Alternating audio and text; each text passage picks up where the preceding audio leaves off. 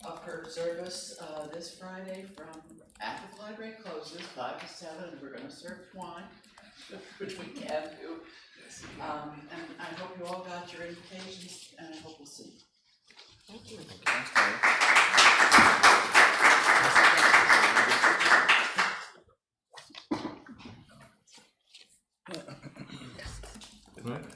Is that not working properly? One minute. I don't know if I did anything to do I think it's operator error. Yeah. Oh, whole menu down, okay, does that work? All right. Trial and error. Anyone else want to speak? Sorry about this. Anyone else? Going? Once, all right, I'll close the public session. We have gonna open the public hearing on ordinance 2019-1804, an ordinance fixing responsibility for the repair and maintenance of sewer laterals and supplementing and amending chapter 16 of the Borough Code entitled Sewer Regulation. Anyone in the public wish to be heard on this ordinance? Then I will close the public hearing. So this is, I guess, public work. You wanna move that? Okay. I'll move to pass ordinance 2019-1804 on final reading and adopt as published. I'll second. Roll call? Mr. Donahue? Yes. Ms. Greenfield? Yes. Mr. Hammond? Yes. Mr. O'Day? Yes. Mr. Schmidt? Yes. Ms. Zamara? Yes. Okay, I will open the public hearing on ordinance 2019-1805, and ordinance creating a cultural arts advisory committee and supplementing and amending chapter 2 of the Borough Code entitled Administration. Anyone from the public want to be heard on that? Mayor, you suggested two Yes. amendments to this, and if the council agrees, I believe it can be done by motion and still adopted tonight in light of the fact that it's an advisory committee. The first is to change the name from Cultural Affairs Advisory Committee to Cultural Arts Advisory Committee, and Anthony has already anticipated that change in the agenda. Yeah. And the other is to, it currently provides for 7 members, and the suggestion is that we have a range of members between 7 and 12, but that's happened on some other advisory committees, and it's just easier if you want to add a member, we don't have to go back every time and amend the ordinance. Everyone okay with those amendments? Yes. I'm okay. Okay. Then if someone would move them in second, and then adopt the amendments, and then open the public hearing on the ordinance as amended, and then move the ordinance itself. Okay, so I need a motion to adopt the amendments. I'll move. Second. You can do skip voice vote on it. Okay, all in favor? Right. Aye. Opposed? Abstain? Okay, now open the public hearing on the ordinance. Okay, as so amended. now we will have a public hearing on the amended ordinance, or just the amendments, or the whole thing? Do the whole thing. The whole thing. Anybody? Okay, we'll close the public session. I'm not sure what committee this comes under, so I will move it. It's new. Oh, yes, you? Okay. No, it's new, I'm saying. Oh, it's new. I thought it was you. Okay. Can you move it? No, actually. It has to be a council. Yeah, you can't. I I'll do can't it. move it. No, Yeah. can't move it. Go. Christine, go ahead. I move to pass ordinance 2019-1805 on final reading and adopt as As amended. amended. Thanks. I'll Second. second. Okay, roll call vote. Ms. Zamara? Yes. Mr. Schmidt? Yes. Mr. O'Day? Yes. Mr. Hammond? Yes. Ms. Greenfield? Yes. Mr. Donahue? Yes. All right, I will now open the public hearing on ordinance 2019-1806, appropriating the sum of $270,000 for the milling and paving of Mount Harmony Road. Anyone wish to be heard on that? I'll close the public hearing. I'll move to pass ordinance 2019-1806 on final reading and adopt as published. Second. Roll call. Mr. Donahue? Yes. Ms. Greenfield? Yes. Mr. Hammond? Yes. Mr. O'Day? Yes. Mr. Schmidt? Yes. Ms. Zamara? Yes. Okay, we now have resolutions 19-130 to 19-140. Are there any questions, ones that want to be taken off the list to discuss separately? Any items on there? We did have a discussion, 135 about the ABC licenses, about what to do about inactive licenses. Is that to be brought up later, or I think is there a follow-up on that? we we determined that, we can't act on the state ruling for, giving a special ruling for an inactive license, but when they apply next year, they're gonna have to both apply, next year, we can maybe, you know, flag it and see if we can, I think, be a part of the public hearing or something with the state. Right, yeah, this year we can't do anything. Any other points to pull out? Mayor, if I may? Yes. Regarding 19136. Yes, The quite life safety one. program, I just want to say, we did discuss this in public safety tonight, and I just want to bring it to your attention that during the month of July, the police department is going to be sponsoring the Bike Smart program throughout the entire month. And basically, it's a public awareness program to stress the importance of practicing bicycle safety and wearing helmets throughout the month. We're going to do a rewards program this year in cooperation with the Lions Club. And the reason that I mention this is I just want to bring it to your attention. Know that once again, year after year, the Lions Club steps forward and partners with the police department in programs like this, as well as many local businesses to provide rewards and gifts to support this program. Basically, the way that it works is we offer the reward card. When the officers see children practicing safe tips, they will give them an entry card that they will be able to fill out and put in for a prize package or bicycle safety package that we will award at National Night Out on August 6th at the pool to the winner of that raffle. In addition, everybody who gets one of these cards, an entry, will also get a certificate for free ice cream, courtesy of the Burns Lions Club or the police department or the participating business that may, jump onto that. So I just wanted to bring that to your attention today. Yeah, that's a great program. Thank you. And thanks to the Lions Club. Okay, and I see we also have a new fireman. Yes, that's great. And this is an adult, right? It's not a college student or anything, so it's somebody that lives in town, and that's wonderful. Glad to hear it. All right, anybody want to move those? 130 through 140? I'll move it. I'll second. Okay, roll call vote. Mrs. Mayor, Yes. Mr. Smith, Yes. Mr. O'Day, Yes. Mr. Hammond, Yes. Ms. Greenfield, Yes. Mr. Donahue. Yes. All right, reports, we had the attorney's report, which I guess we'll do an executive later, unless you I have, have one item for executive, and I have one item that I can just bring up now briefly. okay? Item 4 in my report was the lease of dumpster split property to Friends of Historic Bernardsville, and I apologize, I inadvertently didn't include the email from Green Acres until this afternoon. But in any event, the status is that originally the council had authorized a 50-year lease with a 25-year option to renew. When it went down to Green Acres, they came back and said they won't approve anything longer than 5 years. Friends came back and said that wasn't acceptable. So earlier this month, I received an email from Green Acres saying they would approve a 20-year lease. Okay. But Jessica Patterson, our contact at Green Acres, said that she had checked the county website and they wouldn't give grants to any lease for shorter than 25 years. So once again, the county and the state are acting in concert. So in any event, she said she had reached out. I haven't heard back from her, but I know the Friends are getting anxious. They have a deadline to file for a grant. August So I would 1st is just ask the if the deadline. council would approve by motion tonight a lease to the Friends at whatever term the Friends, Green Acres, and the county will agree to. I think it'll be for a minimum of 20 years, but over the years, the council has expressed an interest in leasing this to the Friends because they've really been running it. Right. Okay, so you want us to do that now? We'll Yes, do the please. motion. So do we have somebody who will move that we I'll move. approve the lease or whatever? You'll do the wording? Yeah, I'll submit. Okay. I'll second. Do we need a roll call on that? Yes, please. Mr. Donahue? Yes. Ms. Greenfield? Yes. Mr. Hammond? Yes. Mr. O'Day? Yes. Mr. Smith? Yes. Mrs. Mayor? Yes. Thank you. Okay. Chris, you have public safety, please? We had a public safety meeting. Last meeting when we were all together, we had approved a promotion for one of our officers, and be held to a sergeant position. And then if you remember, we also had a second candidate in case the first opted out.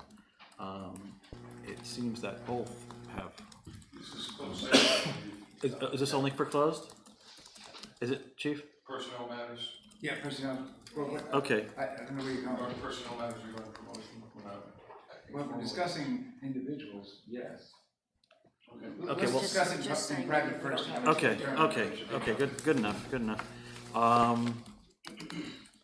Chief, want anything from the meeting then? Because that would be. One of the things we did discuss during the meeting tonight before was the initiation of a community campaign or a public service program that the police department is launching called Lock It or Lose It. As many of you are aware, over the past several years, there's been unfortunately an increasing frequency of thefts from vehicles and the thefts of motor vehicles from residents in not only in Bernardsville but surrounding communities. It seems that the frequency of these types of crimes up and down the interstate corridors are unfortunately becoming rather commonplace. One of the commonalities of all these crimes is that in most cases, many of these vehicles are unlocked, and even surprisingly alarmingly number of cases, keys are left in the vehicles. So there is a program, despite the fact that we've constantly issued warnings and press releases about locking your vehicles at night and trying to park your cars in your driveways in well-lit areas. We're going to try to renew our efforts to inform the public of the importance of doing this. And one of the reasons being is that doing so can prevent other crimes from occurring. For example, if somebody's car is stolen, oftentimes we find that those vehicles are used in other crimes. So if we can prevent that from happening, and we're talking about vehicles that are stolen from Bernardsville and surrounding communities. If we can prevent that from happening, we're not only preventing our own vehicle from being stolen, but we're preventing possibly somebody else from becoming the victim of a crime where that vehicle is used. And the other thing, again, is to protect your own interests from further acts of crime as far as identity theft.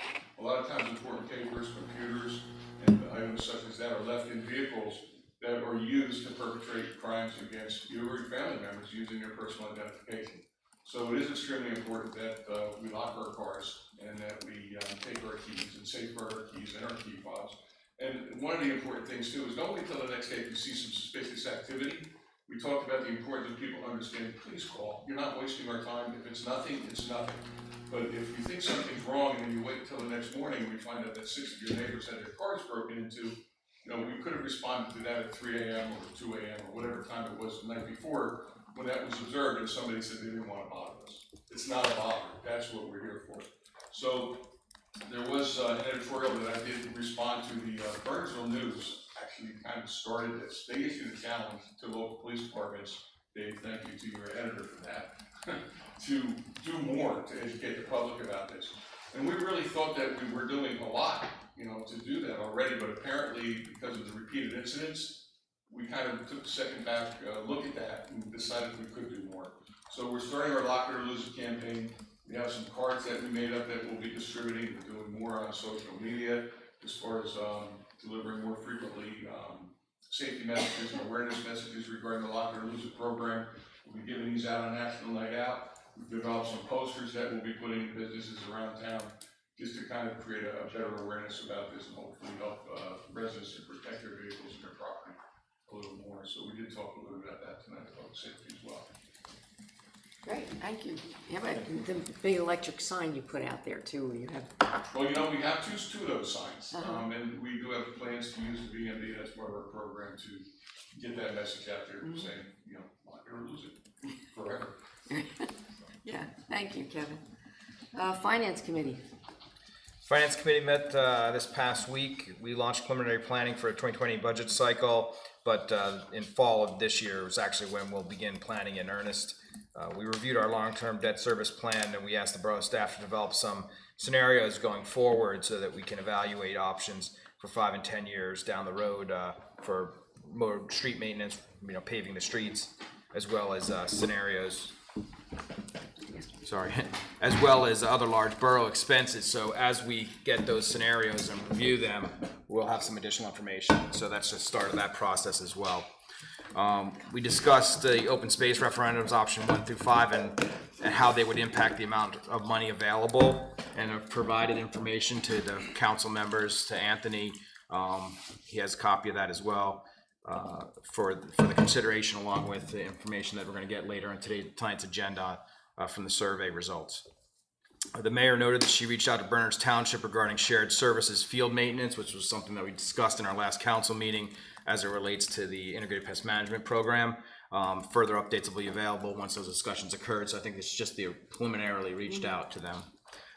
The Finance Committee reviewed an inquiry from a member of the public that was regarding how we invest our balances, such as the open space balance, and what kind of return we receive on those investments. The borough staff responded to us that we have a fairly competitive approach currently, but they've also provided some recent information, including today, as they've researched some other actions which might provide some opportunity for increasing slightly the return on our current investment.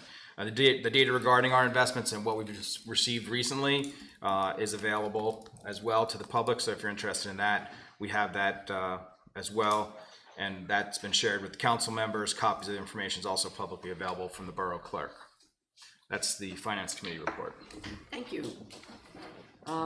Any questions from anybody? Okay. Public Works. Now that school is out, we're gonna be quite busy paving roads. June or July timeframe is the start, right, John, for everything?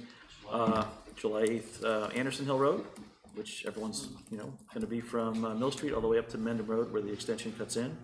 The county is gonna also be doing the balance of Mendham Road out to 24 by the Black Horse, so that'll be fully paved.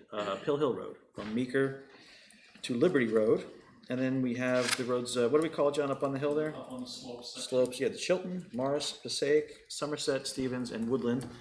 And then we have Mount Harmony from 202 to Post Kennel, and then Crest Drive, Tower Mountain to Club Lane. Since I've been on Public Works, which is 4 years, that's just probably the largest cumulative total for 5.19 miles, which maybe doesn't sound like a lot, but it actually is quite a bit from my experience on the committee.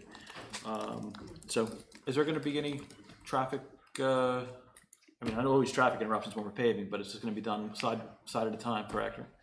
For Anderson? We're gonna be doing that in sections. We'll do one side at a time. Yeah. We'll get information out on social media. Anderson's a challenging road to do. Right. There's no good time to do it, but we have done it before, and we'll detour vehicles around. Notices, of course, to the affected residences. Get it on the webpage and out through various social media outlets. This is one thing I wanted to bring up also. We're able to talk about the fields and the type of fertilizers that we're using. We went and paid some money to Rutgers to do a soil study for all 10 fields. And one of the things that they talk about with regards to having organic or living matter in the soil, when we had our presentations by, what was the name of the company, Doug? Lincoln. They had made several points throughout the time that use of the fertilizers that were, not the organic, the synthetics generally kill organic matter. So organic matter levels were tested, among other things, and they go from very low to very high, with a number scale from 0 to, and anything above 5.0 is considered very high.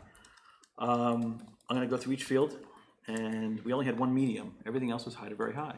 So I thought to myself, that doesn't make sense. They were saying that synthetics kill this. So with that, lower Evancow, 4.1, very high.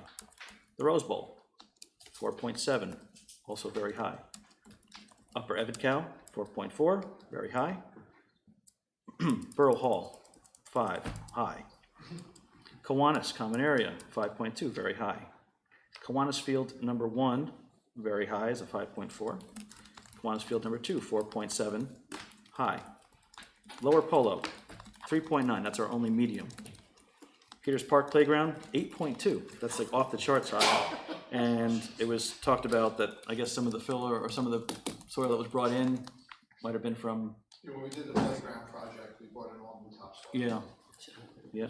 And that's organic, treated anyway, right? That wasn't a synthetic. That's correct. Playgrounds are already organic. But they're saying that it was because of what was brought in, so we don't really know. And then Claremont, 4.4 high. So the results are back, and I don't know, Anthony, if anyone wants to see these, I don't know if it's something that we can post. I can put it on the website. Yeah? Yeah. Okay. Sure. John, anything you want to add from the meeting? Just that we're nearly completed our wastewater treatment plant filter project. The second filter we put online this week. Very successful project. There's one of the issues we've had out there, a utility pole on Mount Airy Road during the Mount Airy Road project. Utility pole that's located in the sidewalk, or at least it was next to the curb, not blocking the sidewalk during the project. They put it right in the middle of the sidewalk. After assurances from the utility companies that they wouldn't do that.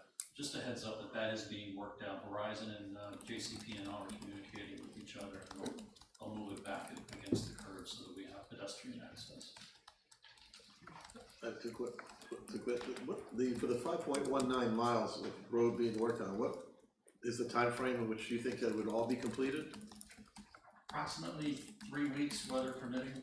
They've indicated 6 days of milling, and the paving usually takes a little bit longer, so. For all 5 miles? All 5 miles. In 1 month? They'll go quick. I'm impressed. And a second question, if I can, I saw the table of about the soil, and I quite frankly didn't know what it all meant. And we seem to ping pong back and forth between fertilizer and pesticide discussions. And I thought the idea of the soil testing was to tell us how healthy the soil was and give us some sort of insight into what we might do with this integrated management plan. That is it. So that is true. So okay, so those numbers, 4.4, 5, whatever. What does that all mean? Can somebody explain this to me? How this all builds into what we would like to do with the integrated plan? I can't explain it. I mean, that's not my area of expertise. I think the people who were making those presentations would understand this and interpret it more appropriately. I don't think there's anyone here that could really. Councilwoman Zamora raised her hand, so I'll turn it Yeah, over. so generally speaking, when this first came up was the fact that a soil with high levels of organic matter can probably do pretty well without having to spend money on synthetic products to put on it. So it's a potential cost savings for us if we do some more investigating and discussion with whether it's Lincoln Landscape or another contractor, but essentially we are treating fields that have good healthy soil and might not need to be treated because they're already healthy and grass will do well without chemicals on So it. is it fair to say that the soil is doing well in spite of what we're doing to it? Well, the company that we've been using, correct me if I'm wrong, but we haven't been using them that long, but prolonged, use of these products, essentially that's what some experts say, and I guess you could go to different experts to get different answers to those questions. But if you keep treating it with synthetic products that kill organic matter, those numbers that are saying good right now may not be good in the coming years. No, I don't agree with that last statement because we've been only using the synthetics for a long time in most of these fields. Doug, do you know how long we've been treating them with synthetics? About 3 years. 3 years, right. Okay. We were using synthetic. Then we went organic, then we went back. And then we came back with the hybrid program. Was the soil study sent to the Rutgers. Lincoln? Today I sent it to Lincoln, yeah. That's what I wanted to know. Also, some of the areas we tested were fields that were treated with synthetic, and some of the areas that were soil tested were areas we don't treat with synthetics because they're the common areas or playgrounds. Right. So there was a combination of test results from both fields treated with synthetic and test results from fields not treated with synthetics. Right, so Peters Park Playground, the playground area has not been touched with synthetic in over 3 years, because that's the way, at least 3 years. So that would account for the fact, part of the fact that the numbers are good there. And I would hope that all of the playgrounds have good numbers similar to that. Well, I think from this point, what we need to do is get a professional opinion as to where we go from here and what's involved to, Yes. which way we go. Just have somebody, really interpret this and say, okay, here's the plan you need to maintain your fields and see what the costs are, and and then decide if it's something we want to pursue. Right, and I can throw one example from all the background information that I've obtained in the past few months, is that Chatham Borough was one of the towns, or might be township, that got these types of results and determined that they didn't have to treat with anything, and they are continuing to get good results that way. So like Mayor Mary Jane said, we shouldn't, guess, but we do have resources that we can ask. Lincoln Landscaping being one, and, other, whether it's organic or integrated professionals that can advise us on what to do next. So, in your Public Works Committee, I'm giving it to you. Thank you. All right? Yep. Okay. Other committee, commission reports, housing, we have Mr. Price's report. Did anyone have questions for him? He is here. Okay. Council liaison reports, anybody been to their committees? Christine, have you had any? Just the green team, but we haven't met since the last council meeting, but the members of the green team are reviewing the Adopt a Park draft for the new program. And we should have an answer for that by the fall. Okay. Board of Health didn't meet, and HPAC, we solved my issue with our vote. Okay. That's what I was gonna bring. Right. Could you just let Dan know what things? That was the thing about the lease. Yeah, Right. that Okay. was all. Tom, did you have any?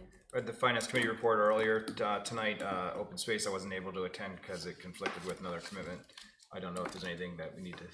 No, you've got most of what's gonna go to closed session. Okay. So no, I don't have anything. Okay. Anybody else? Wasn't able to attend rec. Housing, we had housing. Yeah. One thing about housing and zoning, we did put forward a request to the borough administrator with a job description for a part-time enforcement person, so that's being considered by Mr. Maresca. Then, in terms of shade tree, we did meet and they're moving forward with the every 10-year management plan revision, and we had hoped to put forward a revision of the ordinance related to the shade tree enforcement, that's on the agenda, but we're gonna have to pull that because there's some more work that needs to be done. Okay. All right, items of business, we had a request from a resident for one-day parking at the area that we own across the street for an event. I guess she's having a graduation party or whatever. Is that empty now? There's nothing in that lot, so it's not a problem? Okay. Does anybody have a problem with that, if they just use it for parking, so? No. We're No good? problem. Okay, so It do was we need subject to, to insurance and hold harmless, I made Right. them aware of that, so, yeah. do we need to do anything formal? Jack? I'm sorry. Just a motion to approve the use of the Yes. parking lot. The one day? Or parking Okay. area. I'll move. Second. This is subject to insurance. To insurance and hold harmless agreement. Right. Can we just do a voice vote? Voice vote's good, yes. All in favor? Aye. Opposed? Okay, 10B, Open Space Trust Fund referendum survey results and discussion on future direction. So Anthony, you gave us the, I don't know if I brought a copy with me, did I? No, I do. Okay, so what we had 241 responses from the online survey. 12 were removed that were either non-residents or had entered multiple times. The results were 131 picked option 1, which was 100% of the open tax revenue can be used for either acquisition or improvements. 21 for option 2, which was 20% was only for acquisition and 80% was either or. Option 3 was the transfer of $2 million from the Open Space Trust Fund for improvements, and then keep the current formula of 20% for improvements, 80% for acquisition. There were 9 who selected option 4, which was the 1 million transfer, and then the 20% acquisition, 80% either or with a sunset. How many were for 3? I didn't. Number 9. Oh, number 3 was 17. 17. 9 were option 4. There were 51 for option 5, which was a referendum question using bonding. And as for having a sunset, no was 114, yes was 102. So that was, I thought, a pretty good response for just a 2-week quick survey, but for those of you who took the time to fill it out, thank you. So where do we go from here? Well, I think we've had plenty of conversation. We've got the survey results, so if we can, I just like to do a resolution to move forward with option 1, no sunset. I'll second it. We're gonna have any discussion? Well, haven't we discussed this to death? Well, it was moved, so now it's on the table for discussion. No, I'm just saying, is it on the table for discussion? Yes. Yeah. Well, I think we have to have a sunset. Something like this, in my opinion, is a significant change, and we have a responsibility as a council, I think, to react to the public. I think if we're gonna have a change that's this dramatic, there needs to be an opportunity for the public to assess how well we deliver on their expectations. So the expectations, even the expectations cited tonight and cited in previous discussions, are that the council can administer this in a responsible way. And if we make the change with no sunset, there's no way for the public to make that assessment. That what happens is the change is in perpetuity and it goes forward, and there's no incentive for a council then to say, well, let me give back my control and allow the public to have a say.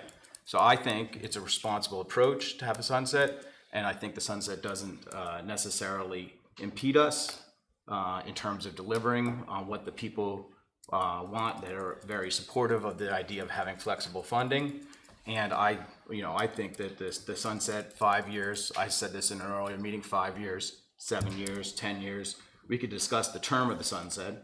I think when the question was asked, it was proposed as a 4-year sunset, which may or may not have gotten less support from people, because people would say, well, 4-year sunset means we'll be back at the table talking about this again in just a couple years. You know, in my discussions about sunset, my mindset was that, you know, we can discuss what's an appropriate sunset, and part of the reason that we have additional data for the council to look at tonight is to see what would it mean if a sunset occurred in 4 years. What would it mean if a sunset was in 7 years?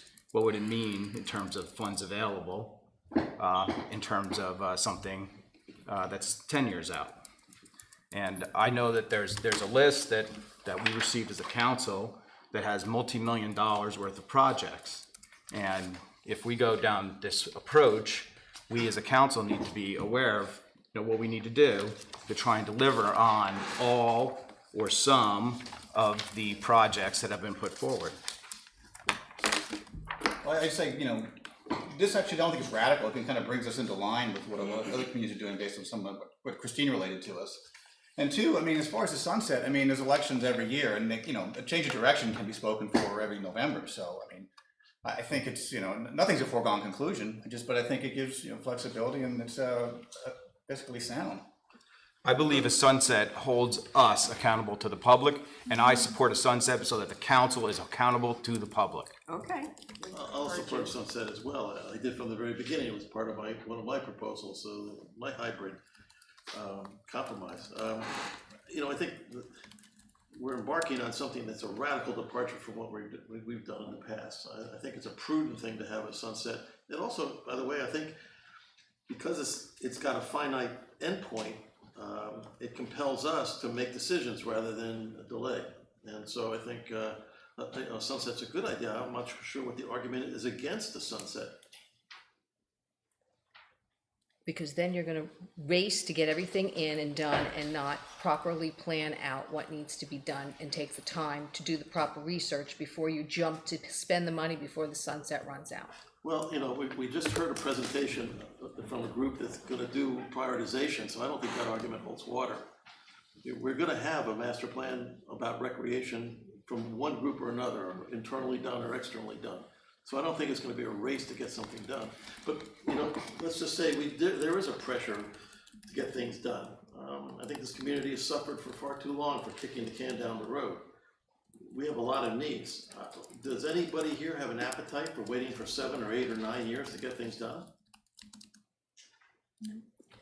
Well, you have each year's, so you'd have $480,000 a year. It's 447,000 is what our finance committee, this finance staff This year. projects for this year. So that's the best estimate is 447,000 a year. That's the most recent updated estimate. It changes every year based on the value of assessed property in the town. Right, but the proposal would be to use it 100% for Would be flexible. for one thing or another, or nothing for that matter. And I think I think probably everybody's in agreement that's gonna be used in large measure for some sort of development, at least in the early years. So I think we need to keep that in the back of our mind. And then one of the problems with the survey, which was a good thing to do, is that everybody was voting in the abstract. Very few people know what that list and the cost of the list. Well, the list will never end as time goes on. There'll be always things that need improving. To sunset it, you're basically, foreclosing on anything beyond that sunset date. It gives future council flexibility now. Legislation has sunset all over the place. We're held accountable every time we do a budget. You renew it. Every time we do a budget, we're held accountable. So when people don't like positions we take, they can vote us out. It does. Chris, It do you have doesn't. an opinion? Wait a minute, okay, let everybody have something to say. I don't, No opinion? not the one I wanna share.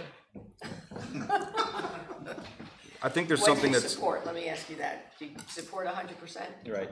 You do? Okay. Sunset Uh, with it ending in 5-10 Yeah. years? no sunset. No sunset. Okay, Christine?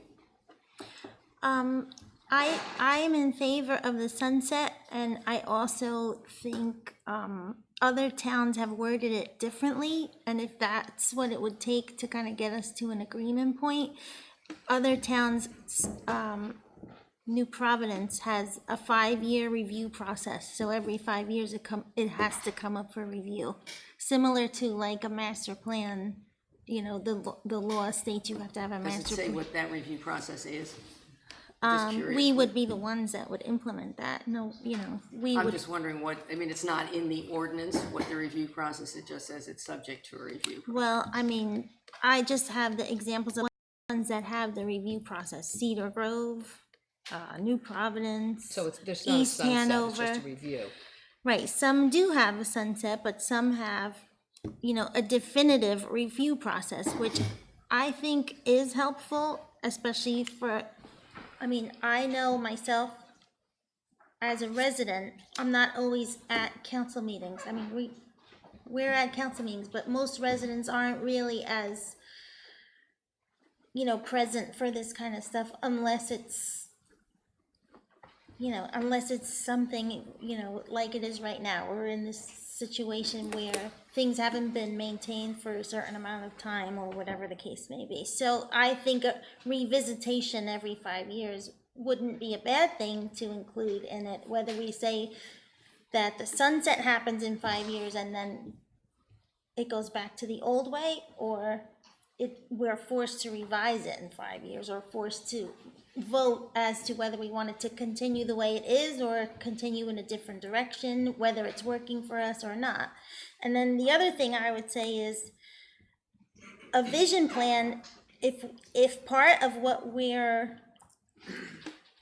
can use these funds is a vision plan, then to me that makes a lot of sense, because we want to have action items and we want the public's input, not just kind of us deciding or squeaky wheels deciding. We want to have an action plan with a lot of public input, and it may be worthwhile to invest in something like that with professionals who do that for other Jack, towns. 2 questions for you. Yes. If we do a referendum and say there, and in the ordinance it says there's a review process, can we as a council renew that at that point, or would it have to go back? I'm not sure how a review process would I was work. gonna ask the same question, I'm not sure what a review process is. Okay, because I'm not, yeah. Who if reviews it's- it, who makes the determination? Well, if I could interject, if we spend money on the ordinance, it is kind of a de facto review process. You're gonna have to have those public comments as, and pass something of 2 readings, so what the But codifying this- it to me is like kind of redundant, actually. The other In question. 5 years, I'm talking, so 5 years from whenever this passes, if it passes, it has to come up on our agenda again for public discussion I think and. it always will, though. But everything we Not do is gonna necessarily. come Part of up. the budget. If we do something like we had the presentation today, and you actually have a plan that the community has input into, and you do something that, okay, say if that's a 10-year plan, if it's in the ordinance that in 10 years, we go through this Revisit. process again. That's part of the next, you set the next 10 years. So that it's not sunsetting, but when the action plan is completed, you look at creating another action But plan. the idea of the sunset is the 100% going one way or another. My understanding of a sunset is if at the end of that, whatever time period, 5, 7, 10 years, it doesn't get renewed by whatever mechanism is required, then we revert back to what is currently now, the 80-20. Right. So it isn't a matter of looking at the budget, it's not a matter of looking at a plan, it's a matter of evaluating whether that 100%, the change to 100% makes sense now in retrospect. But then what So if then you're in if you that, sunset, if you don't do anything about it, then it goes back to the 80-20 as it is now. But you always, every year, have the decision as to how much of that 100% you do That's whatever not- with. That's not what the Exactly, but sunset that's not is. the issue. No, I know that, but I'm saying I don't see the need for a sunset if you always have the decision to go back to, you can, at any time, the council can say, okay, we've done everything, let's put 100% into acquisition. There's Rather no than- gauge, there's no gauge for the public to have a say in whether or not we're doing a good job of that. So the public council has can a go on, say. I'm not done. The public can go on, we could go on for 10 years and there's no check or balance in the system. So there's 2 things I want to bring up, one that's not been talked about very much, but it's a very important point. The acquisition portion of the monies is eligible for matching funds from the county. We have purchasing power that's 200% or 100% above what we have. So if we have $6 million on the acquisition side, we have equivalent purchasing power of $12 million. If we as a council decide to spend 100% of all the money from now for the next 10 years, then that's fine. That may be exactly what the public wants. And if it is, great. But that money, we only get that money once. We don't have any matching funds for any development money. We don't get any matching dollars from the county. So that's an important point to think about and something that we could be evaluated on in terms of our performance. Have we done a good job? Did we not do a good job? And I also think that, there was a meeting here on June 5th. We had a lot of discussion. At that time, the subset of people that were in that meeting voted more in favor of option 5. In the survey online, which was not statistically, it wasn't like, as the prior presentation talked about statistically valid random samples and things, this survey came out as in favor of option 1. The rec committee came out in favor of, I believe it was option 1 or option 2. Either, yeah. And 2 of our other committees, the environmental committee and the open space committee, came out effectively what would have been option 5, which was no referendum. So we've gotten lots of different opinions from different people. I think that this might make it a little bit more attractive, and if 1% or 2% more people are willing to support something with a sunset, it's not really less attractive to the 100% people, and it may be marginally more attractive to other people, increasing the probability that we pass it, which is, I've said from the beginning, I'm trying to find a way to balance what people are looking for and making sure that we can serve the most number of people and have a referendum that passes. Because if we come up with something that's attractive to less than 50% of the people, it won't pass, and, you know, we won't have this as an option. Jack, my other question, can we use the 20% or whatever percent we have to pay for a study or to do a vision planning for recreation purposes? I think that would probably qualify as development of soft costs. Okay, do you have any idea what this would cost? Cheryl's still here? No? No, and I don't have any idea. 3 points. One is tonight you'll just be authorizing me to prepare the question and interpretive statement. Because you have to approve the actual language of both the question and the interpretive statement. Right. Two, I think if you did have a review, it would be for the council to review every 5 years and then determine whether they want to submit a new public question to the voters, because I think the voters have to change. And the third point is, and I don't want to take a position as to whether it should be a sunset or not, but I just want to bring to your attention, there is a provision that the public, 15% of the voters at the last preceding general election, which can really vary, unlike the other, the bond ordinance protest, which is that the last general election electing the assembly. This one is the last general election, so the presidential year would be a lot more than a really off year. But in any event, 15% of the voters can demand that the public question be put on the ballot as well. Huh. Explain what that means. That means that That means if the voters weren't happy with an individual decision on spending money at some year in the future. or just that they felt that the allocation should be changed, or the whole thing should be canceled. They can. In the year that the ordinance is passed, or Any year, probably. Any year. Any year, right. Any year. So in the future, 10 years from now, the public could say, we've got $30 million, you know, in the open space trust fund, we want to stop collecting that tax. They could force. they can put a question on. Yeah. If 15%. 15% of the voters at the last general election. Okay. And some towns have even stopped collecting. They've done away with their ordinances, so, yeah. That would be by petition, is that correct? Yeah. That's correct. And do you have a ballpark idea of what that, if we were to do that now based on the last general election, 15% would be roughly what? I'd have to look at, I'm not exactly sure of what that number is. I can certainly look it up. As I said, there'd be a great discrepancy between a presidential year Yeah, I understand. and a non-gubernatorial year, off year. So you could put in a review process by the council at some point, and Yeah, I that think we could could put it be, in by the council to determine whether it should be resubmitted to the voter, or new question be should be and submitted to so the in voters. 5 years, we could Or 10. go over, even 5 years, if it's our decision at that point to say, you know what, this isn't working, let's go back and redo it. But it wasn't part of the question, it'd be something the council would do separately from that. Yeah. Correct. So then the Which then, council I would think, makes us decide. accountable, So if if in we 5 years review- we go back and invite the Why public would we not input. make that part of the question and say we understanding. demand that there be that review? Well, you have to Well, the maybe say review it's is part of the required, it's question. a requirement that there be a Yeah, we put that 5-year in the review. question and the Right, interpretation. so Yeah. I thought So it would be in the referendum to Yes. a Yes. 5-year But review. as you Yeah. say, it would be a determination by the council to put a new public question to the voters.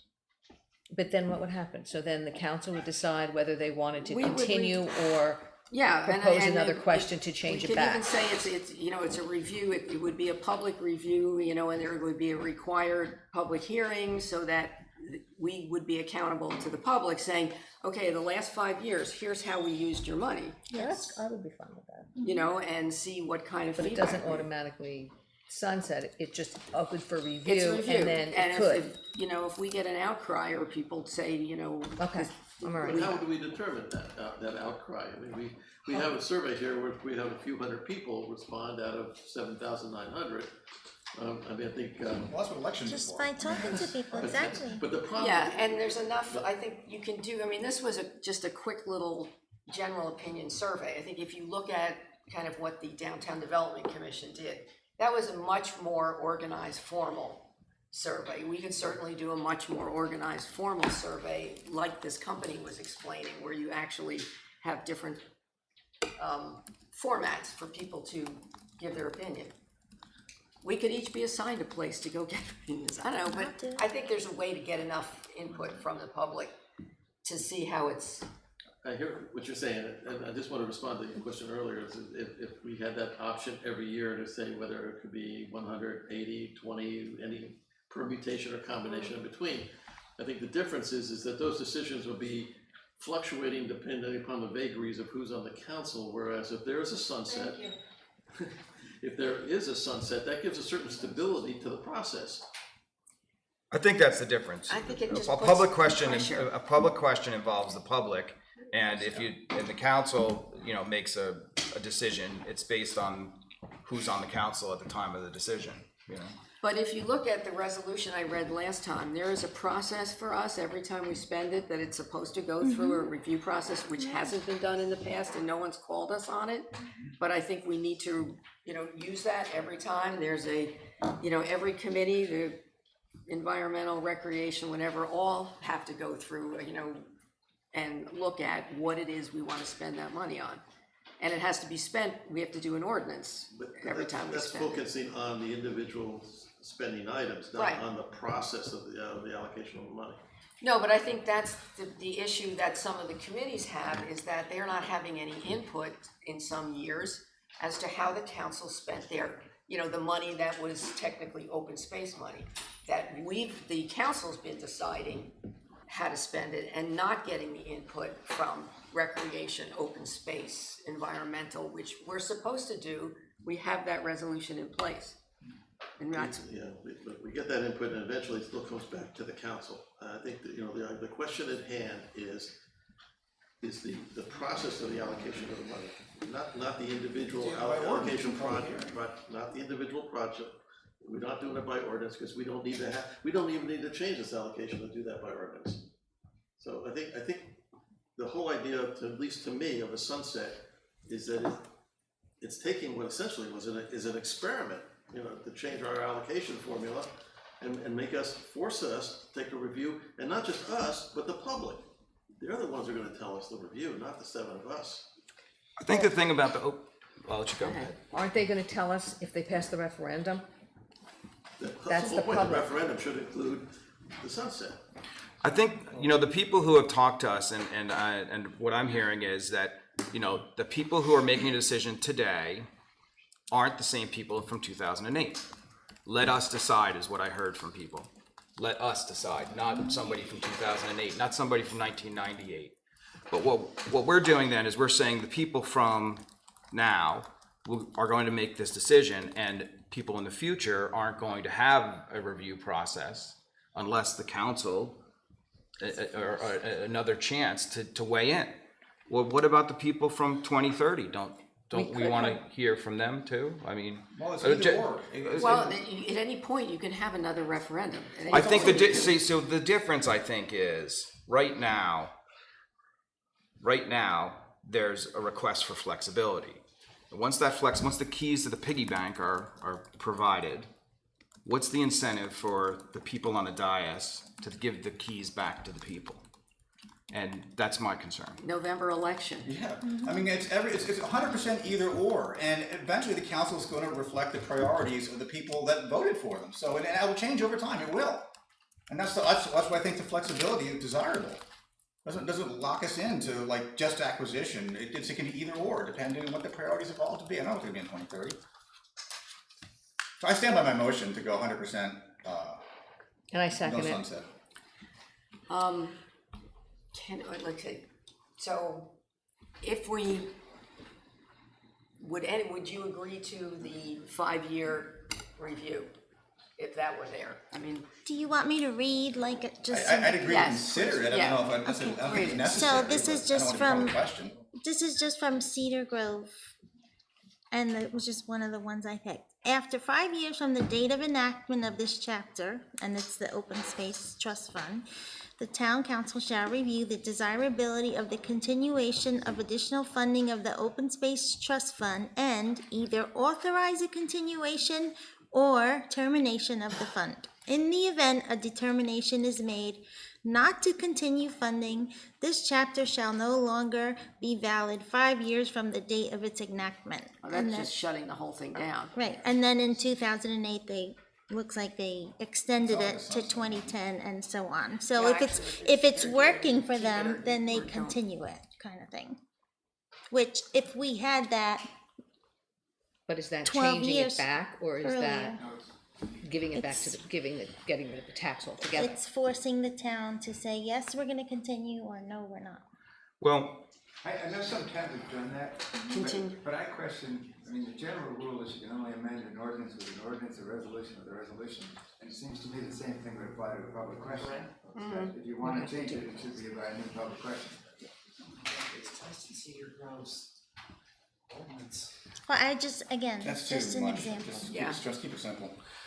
so let me just clarify one more question with Jack. And this process in any given year, at any time, the public can petition to have a question added, to a referendum question added. That's correct. By public petition, and it requires 15% of the number of people who voted in the last November's election, whatever November prior to the question being added occurs. Yes. Okay, I wasn't aware of that, so that does give the public a chance to sort of judge, and then the public, and then everyone in the public to weigh in, not, you know, a subset of the public. Right, because it would go back out to, they would bring it to referendum. Okay, so there is a motion on the table. Now remember, this is to direct me to direct the question and interpret the statement. Right, so this is But not- just, we have a motion for 100% with no sunset. 100% either or, which was option 1, and no sunset. Yes? We have a second also. Yes, okay, Yes. so we do a roll call? Yes, please. Mr. Donahue? Yes. Ms. Greenfield? Yes. Mr. Hammond? No. Mr. O'Day? Yes. Mr. Schmidt? Yes. Ms. Zamara? Yes. God bless Bless you. you. Okay, I'll get it to you before the next meeting, so you have a chance to. Yay. Okay. So then, because, and the other thing for the audience here, we have a timeline of August 16th to Yes. get this to the county. So for the next meeting, we will have the wording to approve. Right. And hopefully then that'll be the end, and then it'll be ready to go. Yeah, yes. Okay. What we got on the agenda? Jeez, I lost it here. Just to interject, there were 3,840 voters in the last general election. So that's not much. Well, that's over 500 on the petition, but so it's not much at your perspective. Yeah. Depends on your perspective. But this year's gonna be a lower turnout, for sure. Yes, it will be. 10C, we have a sewer connection application for 65 Morristown Road, which is Gardner Motors. Yes. Evidently their septic is failing, and so they need a sewer connection. Gardner Motors. Which really, they just need us to sign off on it because it's, John, what is the, The DOT requires the municipality to sign off on all permit applications. They don't want to be dealing with the applicants directly. This is the application that prompted the ordinance to codify the policy that the property owner is has to pay for the responsible connection? Got it, okay. Okay, so are we okay, is everyone all right with approving that? Do we need a resolution to No do? motion, please. A motion, It someone? could be a voice vote. I'll move. Second. All in favor? Aye. Opposed? 10D is not, that's not on here, take that off. 10E, council meeting schedule for July and August, so we had this little scribble here, and it looked like, what was it, July 22nd, we would get a full house? That's the one for Not one from day. him, I that won't be everyone- here. Oh, you said yes. No. Oh, I'm sorry. Me? Yeah. I had you down for the 8th and the 16th, but I don't think 8th there and was. 16th, I'm the 21st till Okay. like I middle of thought we were August, gonna I'm do in the Nantucket, 16th. so. I can't do the 16th. So the 16th, it's either you or Christie, is anyone else missing the 16th? How far is that from our next meeting then? I'd rather do the 16th and the 22nd. That would be our next meeting. Here's the I have thing, to, I guess, the yeah. 8th, the 16th, and now the 22nd all have at least one no, and the 29th has 2 no's. Right, that's what I'm saying. So then should we just leave it at the original meeting Well, I schedule think the date? problem with the 8th is it's so far away from the next one, wasn't that the issue? One of the issues, yes. Because the next meeting after that is August 12th. Something comes I up, think we that do a was- special meeting, I suppose, but So it's quiet. That's a month Yeah, apart. why couldn't we do the 8th? Good time. We can do the 8th. We can, Can we I just can leave the agree 8th? with the 8th. okay, that's what we advertised, right? Yeah, the 8th was on the end of the All right. schedule, right. Okay. So let's, oh, you're And not this- here. I'm not here. Well, you're no, not here. somebody's not missing on each day, so we right. Oh, can't so pick you're a not day here. that's good for Oh, all right. everybody. So since we can't pick a day that's good for everybody, then I'm proposing that we leave it on the original date, which is a date I can't make. But having said that, I think John Donahue said if we saw the need for it, We the could always 8th have also a gives us the special. opportunity to have a Right. special Yeah. meeting. I think that's Yeah. a good idea. Because there's a little bit more time If we between have the 8th a and, bill or something that has to get approved in between there. And a special meeting can be done by telephone. when is the August meeting currently scheduled? The 12th. 12th. And everybody said yes on that, so we're okay with that. Okay. So we're not changing anything right now. No, it stays the same. Okay, now this is really an item for discussion, I think, the speed hump on Wesley Avenue. I'm sorry, can I just ask one question? Yeah, When we have a quorum, can I call in, or I can't call in when there's a You quorum? can't have a special meeting. No, I after mean, the regular on the meeting. July No, 8th meeting. Right, no, you can't. I can't, okay. you can only call in if I mean, there's you not. can call in and participate, you just couldn't vote. Okay. Okay, So we have a proposed ordinance here for a speed hump on Wesley Ave. I'm assuming this came from public safety? Yes, it did. I submitted this, I'm unaware of it. This is the first time I'm seeing it. we discussed it at, I think 2 or 3 of the public safety meetings, including the last one you were at. The last one I was there, we didn't talk about Wesley Avenue.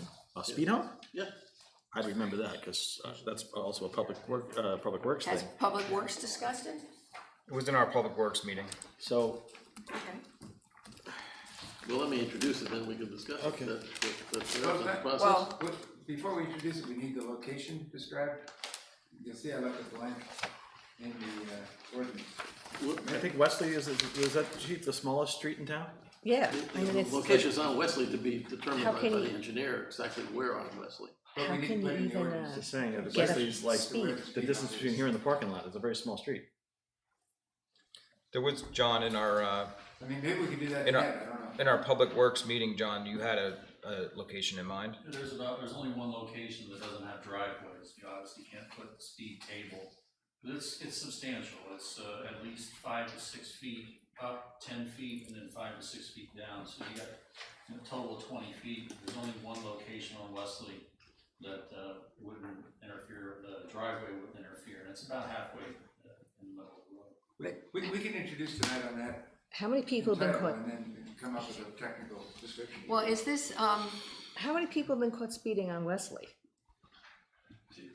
So can we back up a minute? okay, Go through this. For Go the ahead. benefit of the council members who are not familiar with this, Dr. Hammond and I had an extensive conversation trying to bring up to speed what's been done in the past.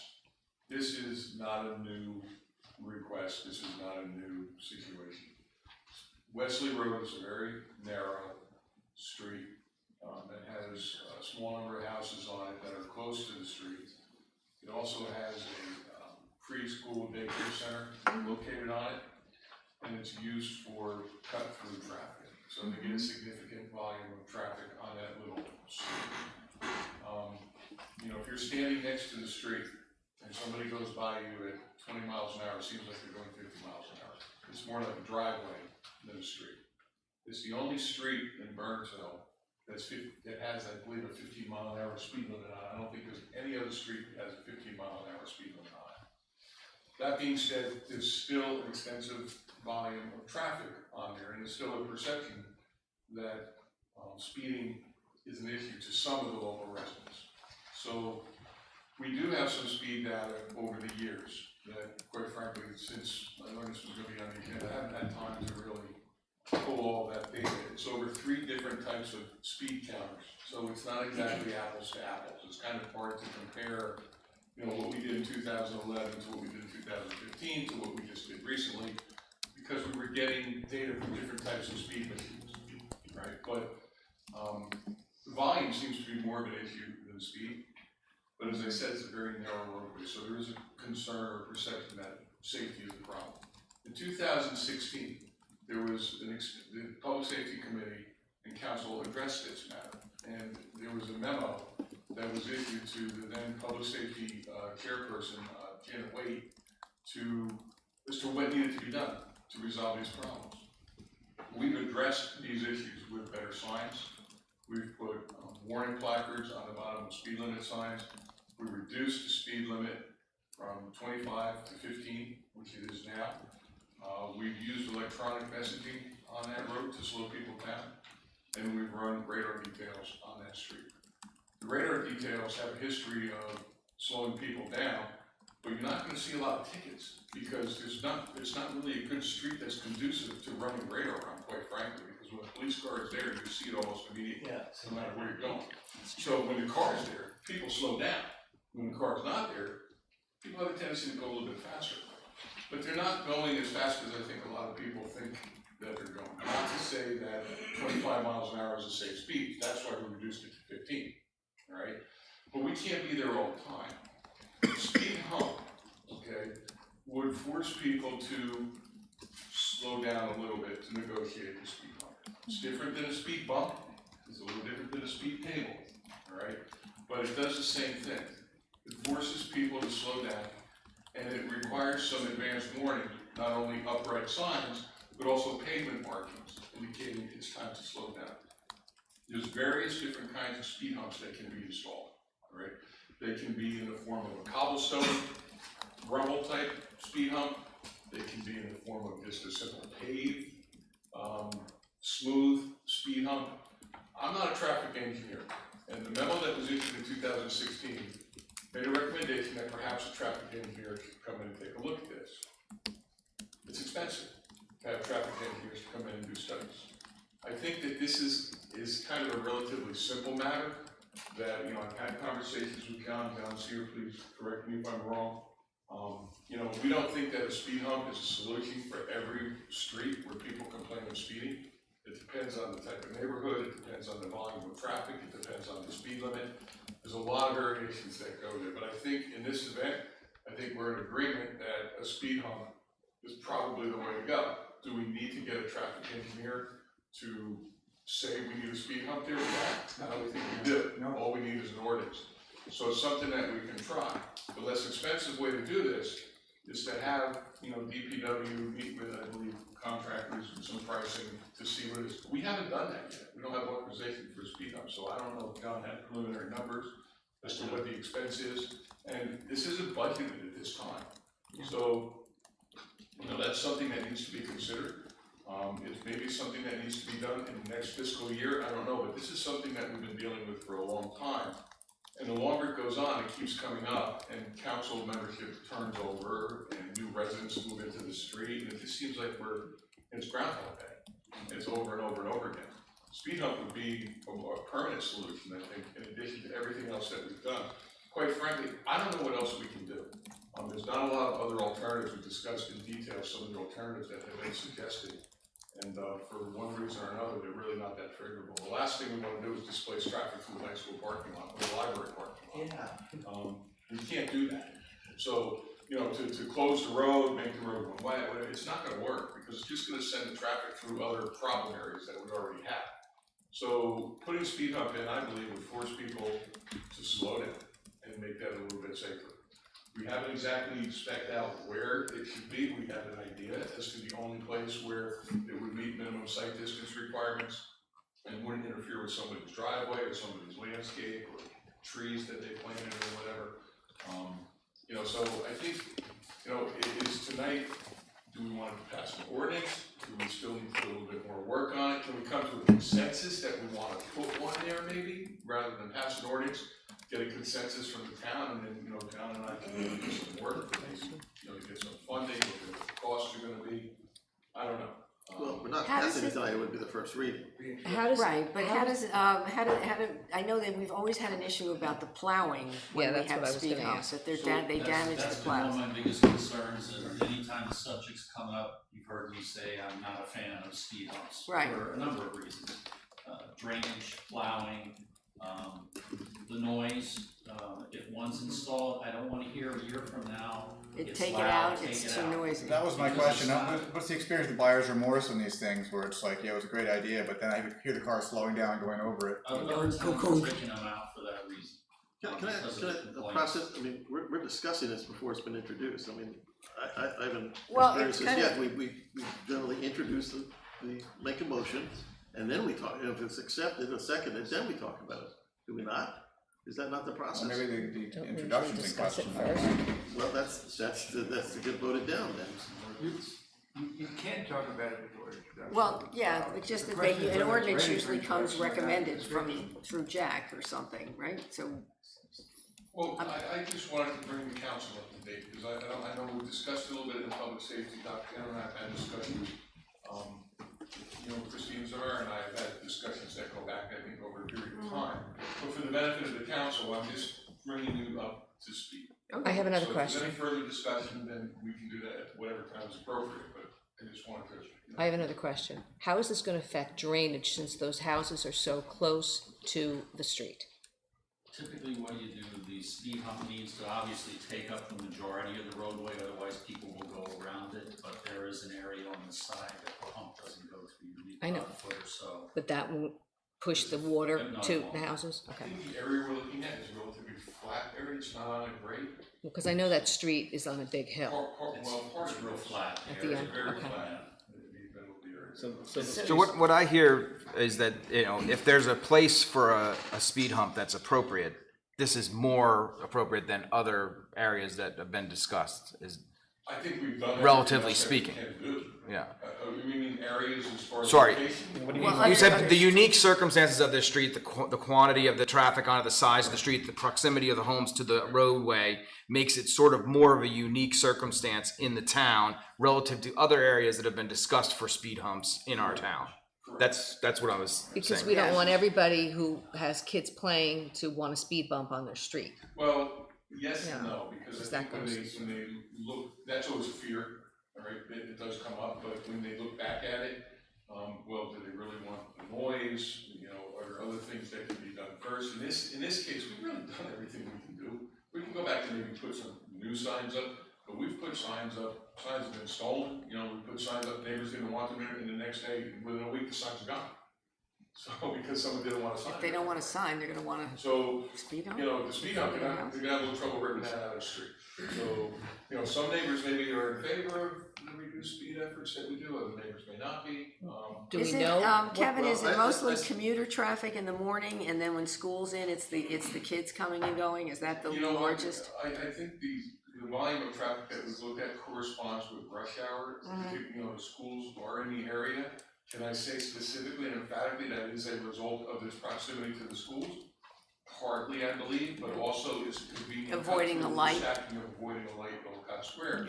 And it is pretty much in the mornings and it is mostly in the afternoons, but there is traffic there throughout the day, at various different times. Yeah. So John, technically speaking, a speed hump or table, whatever is gonna be used, would not be like a surface mounted thing. You gotta cut down to the base. We need to mill it into and make it a part of the road. Right, otherwise it's just gonna flake up. The first plow that comes along is Right. gonna take it up. So that, right away, you're already in the $50,000 mark. No, it's $4 to $5 grand. Did you really, to mill and then do all that? Yeah, I checked with a couple people around, the borough engineer over in Bernards Township said that you could do it for $3 grand, but that's if it's part of a larger project where the contractor doesn't have to mobilize. So that'll be like the indents, it's No, not. that's the raised table I was just describing. It's about 4 and 5 inches tall, go up 6 feet, it's flat across the top and 6 feet down. You mean 6 inches?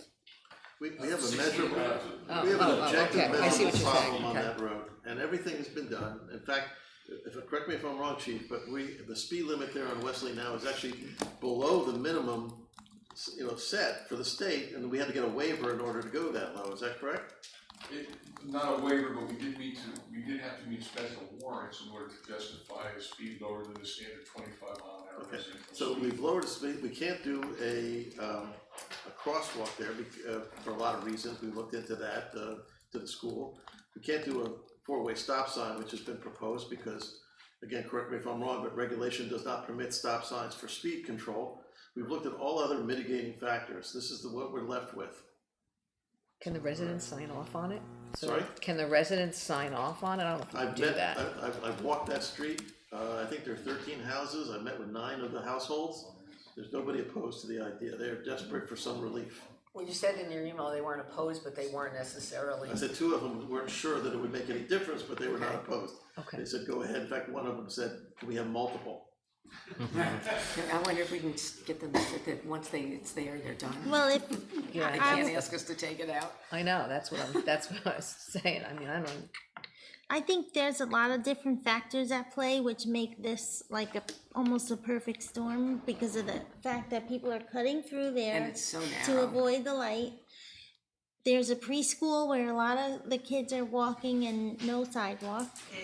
And the way the traffic comes is just, I mean, it's hard to figure out a better place that a speed hump, would work in town. And it's not the hump in by itself in isolation, because as the chief noted, there will be signs on the road which also say, hump ahead. The people, that'll have a slowing effect. That'll have hopefully have some sort of calming effect.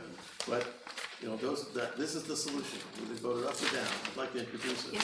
Just one more question. Is this, if we do this, can we say it's just for this street, or once we do it, does that open it up to any street that people want to petition Well, I us? put it in context because the standard Says language is Wesley. speed humps, but this ordinance will only be. for Only Wesley. be for Wesley. Now, I Okay. think we have enough information to introduce it tonight Yes. based on John's description. Yeah. But for final adoption, we will need a more technical description of where it's actually Okay. located. All right, so. Move it then? Yes, go move it. So I move that ordinance 2019-1807, an ordinance authorizing installation of a speed hump on Wesley Avenue and supplementing and amending chapter 7 of the Borough Code entitled Traffic, be introduced by title, passed on first reading, published according to law, and that a public hearing be scheduled for a meeting beginning at 7 p.m. I guess that'd be July 8, 2019. I'll second. Okay, all in favor? Aye. Aye. Is it an individual vote or is it? It's a voice, It's a voice vote. Okay, aye. Right, so opposed? Abstain?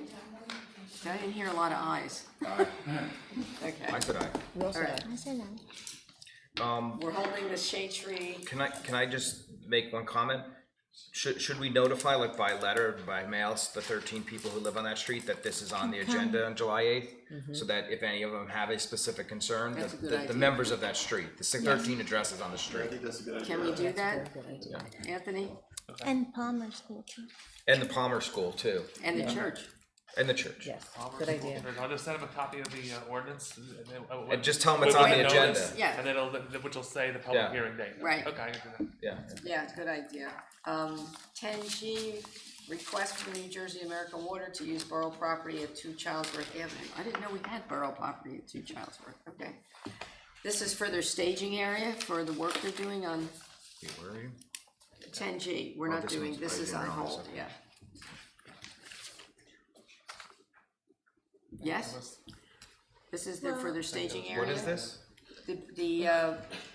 For American Water wants to use the, They're replacing the water main on Alcott Avenue Right. between Anderson and Child. which was supposed So to be starting today, this week? Today, they were just bringing in pipe, tomorrow they start work.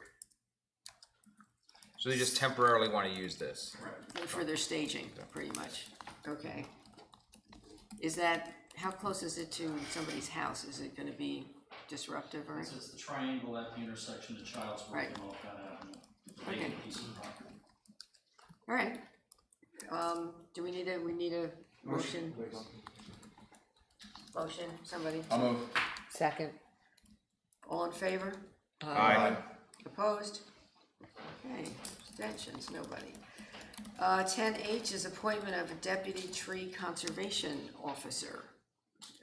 I can Shade speak to tree, you that. wanted- Yeah, within our current existing shade tree ordinance, there does call for the position of a deputy tree conservation officer, and our forester, Dennis Galway, has essentially been functioning in that capacity, but without actually us knowing it or appointing him as such. So We just wanted to formalize his position as doing that.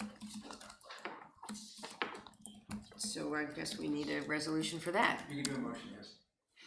I'll You move. wanna, oh, I was gonna say Jeff was the shade tree person. Oh, I'm sorry, what? As the shade tree rep, you wanna Okay, just. so on behalf of the Shade Tree Committee, I would move that we appoint Dennis Galway as the Deputy Tree Conservation Officer. I'll second. There you go. All in favor? Aye. Okay, opposed, I didn't ask opposed, no, opposed. Vacation for part-time employees, I thought this was going to the Personnel Committee, was it? There was an email from Doug in the packet, I don't know, was that going to the person, that already going to the personnel committee? I sent it to the personnel Okay. committee. I think it went. Wasn't on our hard copy. What we'd like to do is reduce the amount of hours. Right now, the part-time person has to average 25 hours a week. Before the change in the healthcare, part-time people could work 32 hours, 35, 38 hours. So the 25 hours per week average was doable. But now with the limit that a part-time person can work at 28 hours, maintaining an average of 25 is almost impossible. If they miss a day, they basically knock 3 weeks out of compliance. So I was just asking if we can move it from 25 to 22, and then reduce the number of eligible days from 10 to 5. So a person would be considered part-time who works at least 22 hours a week rather than having to work 25 hours per week. No, they have to average, right now, they have to average 25 hours a week over the course of the year, average. To be defined as, To be eligible for vacation. For the 10 days. Okay, but in years past, they could work 32, 33 hours or more, and still be considered part-time. And now with the change in the healthcare law, our part-time people can't go past 28 hours. Right. So I'm just asking, since the amount of available hours to work Has been cut greatly down. reduced, I'm just asking, we change it from 25 to 22, but then also reduce the amount of eligible time from 10 to 5 for the year. Of vacation days. Yeah, okay, Anybody have a problem with that? no. I think it should be put in a resolution for the next meeting now. Yes, next meeting, resolution, Okay. okay. All right, we will do that. Next, mayor's update, on June 12th, I met with a potential volunteer, somebody who's fairly new in town, so we've had a couple of new Skills Bank people.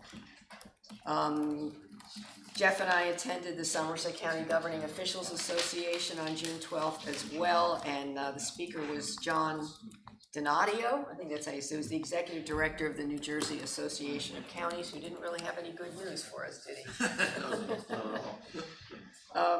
On June 13th, I attended a 7th grade class at the middle school. Santa Fe did a virtual lab with them that was pretty exciting, and I think we're only one of 7 town schools in the county that are participating in that program, so it was pretty cool.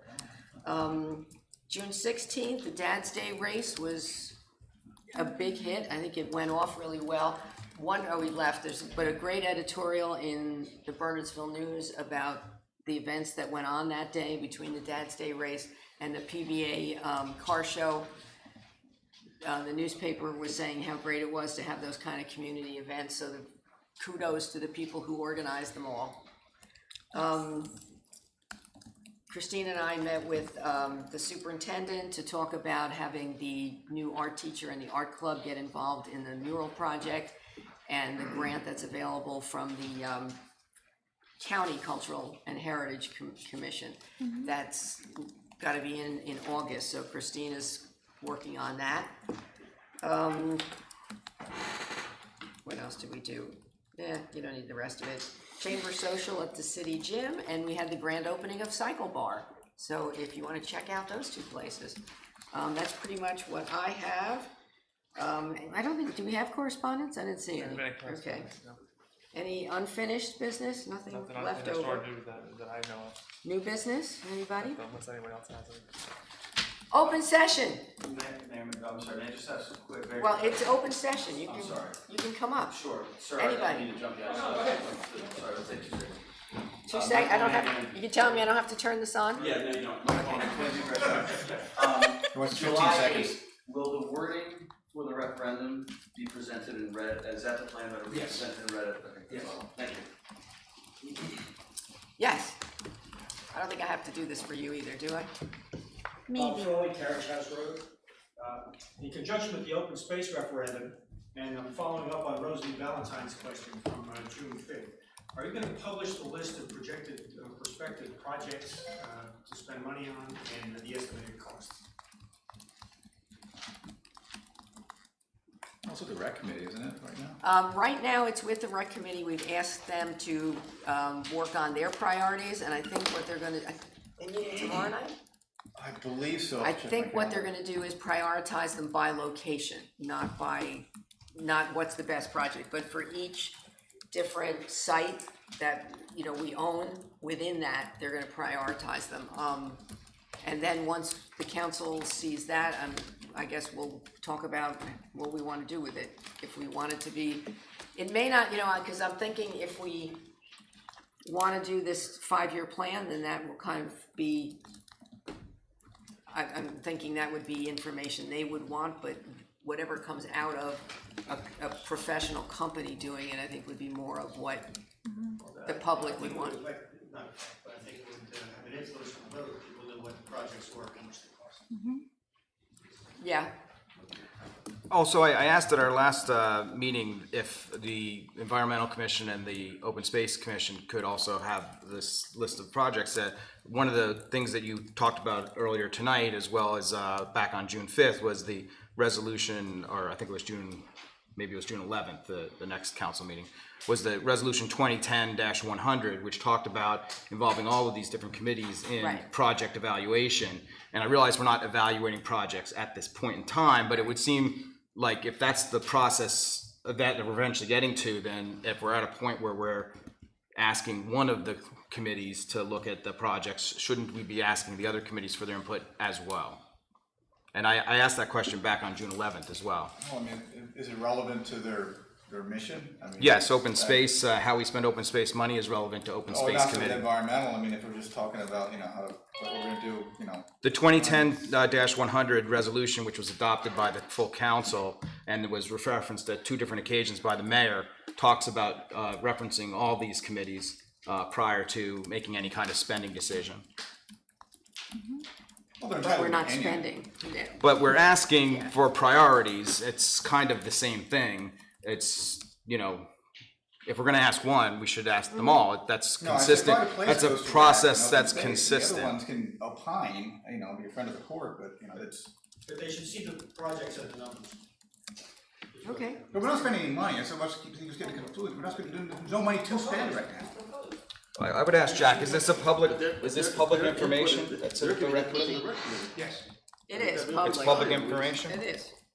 Any document that we create is public information, so, yeah, but when, you know, how officially we wanna release it, do you wanna put it on the website? I don't know, it's not really in a format that's, I think you wanna, oh, stop. Time's up. My time's up, I'm gonna stop. You're done, that's it. Does that work both ways? So if open space is looking to acquire something, does the rec committee and other committees get to review it as well? Excellent question. Actually, Yeah, there is a there's a recreation process. committee, a member on open space. So there's supposed to be a back and forth there. Yeah. Also, there's a slight difference when we're acquiring property, right, Jack? Well, cause it's confidential. So there is a little bit of a difference when you're acquiring a property where you know, not all the information is public because you don't want to influence the sale price of the property. Right. But yeah, rec member sits on the open space, but I think there's also, Is you there know, an as open space member? And there's also, there's an environmental commission, Oh, so there's there's people Shade on it. Tree, there's a representative from all those on open space. And also, I think the process that we've attempted to follow in the past, not always perfectly, is the idea that when there is a proposal that becomes a public proposal from open space, it first goes to the Environmental Commission, it first goes to the Recreation Committee, before it comes to the council. That's not something that we've always done in every case, but that is a process, is it not? Not for purchasing property. Goes to the council. When it becomes a public proposal. For what? For an acquisition, like back when, when, It ever gets public. Anything in open space well, on the when it comes wish in front of list the council, goes it's to the public. council, and the council discusses it Yeah. in private session, Mm-hmm. and then we either get a red light or a nope. Yeah. And the public has input, since I've been here, we've had two come up, and one passed, and one didn't, you Yes. know, so there's, you know, Right. usually pretty lively discussions around them. Anyone else from the public? No. Okay, I will close the public session. We're gonna go into closed session. Somebody wanna move? Second. Second, all right, we are now in closed session. Thank you all for coming. Take a cookie on your way out, please.